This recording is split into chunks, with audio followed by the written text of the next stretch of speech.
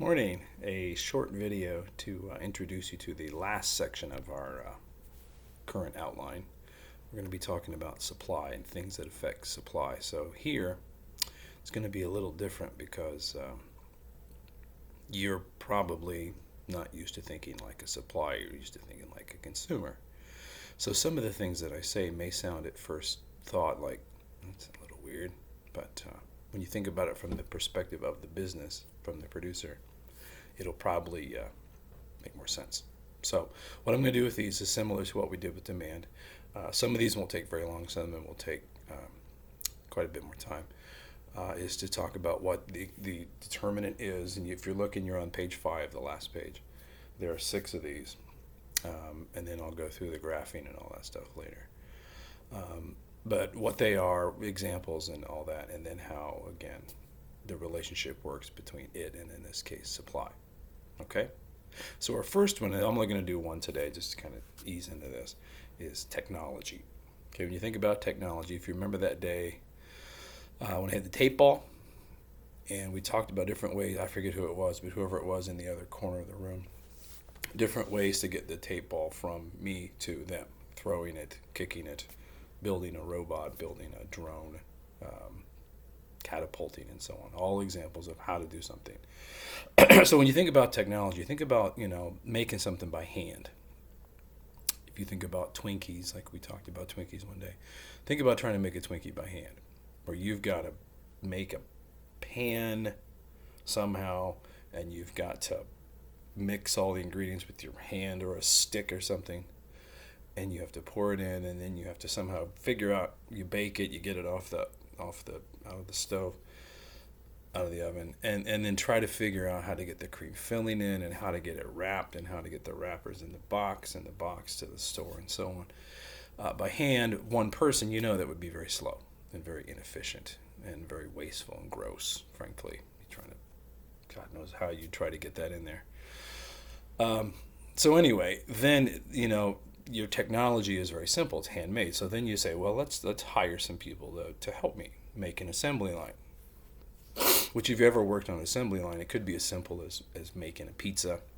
If I did once a fundraiser for Chloe, a post-prom where, one guy would put the sauce on, and then they'd put the cheese on, and you put the pepperoni, and then you put the pizza in the plastic, in the box. Boom, boom, boom, boom, boom.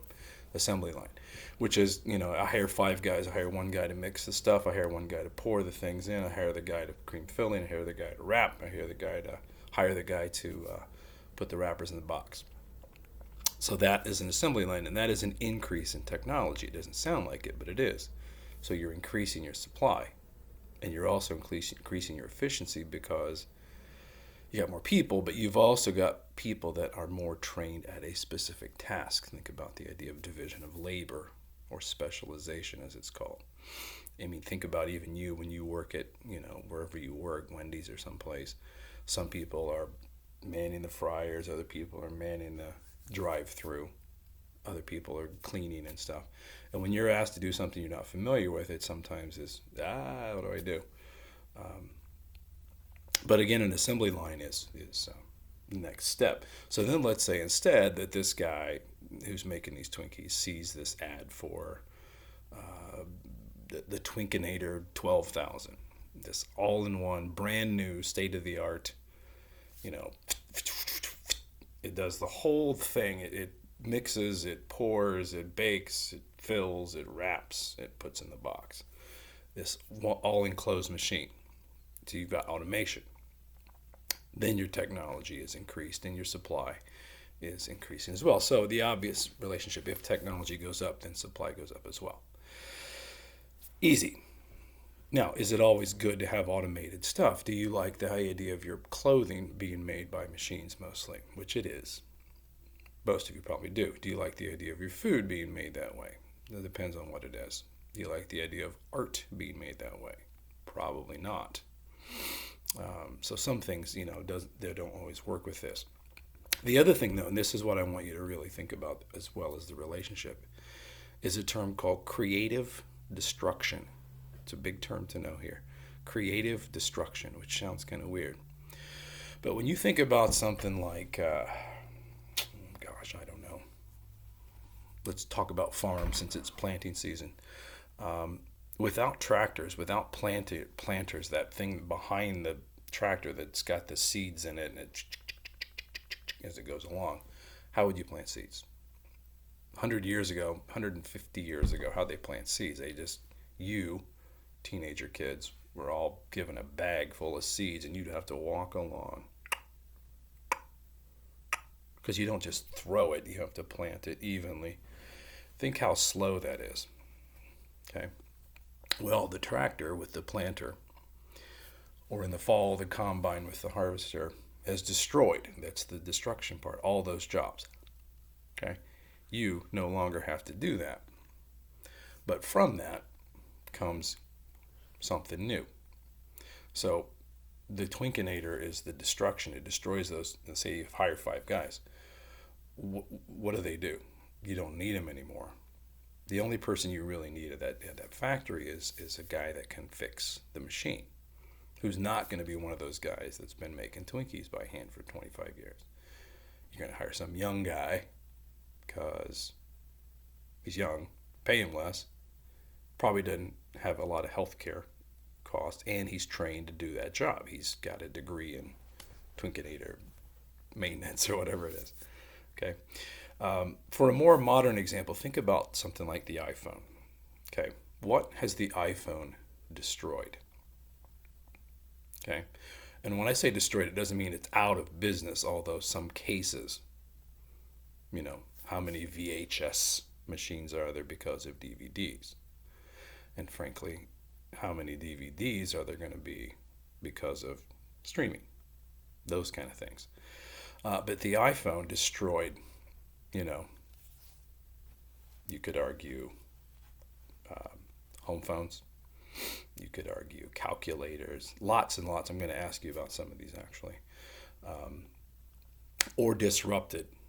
I'll give you one quick example. Flashlights. You probably still have flashlights, but you don't use it as much as generally quickly. Hey, you need a flashlight? Yeah, I got one on my phone. Boom, and there it is. Okay.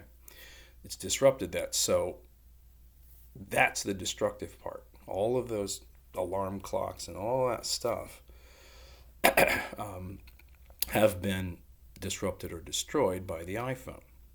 But what has come out of the iPhone creatively? All the apps, all the devices cases and the little mounts. If you have that thing that mounts in your car, maybe your parents have that. Screen protectors, things like that, all exist because of the iPhone. It would not have existed without it. So it's like this big whale, I guess, going along, and all these little things attach themselves to it. So the creative destruction, if you want a definition, is that a new invention, a new development destroys old ones.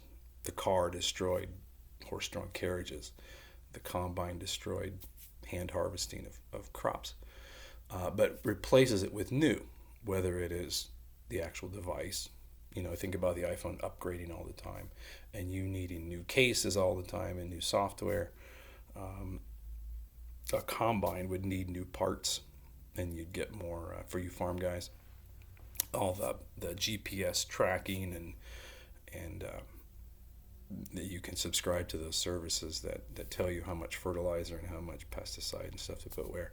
All of those things are creative parts, so they lead to new.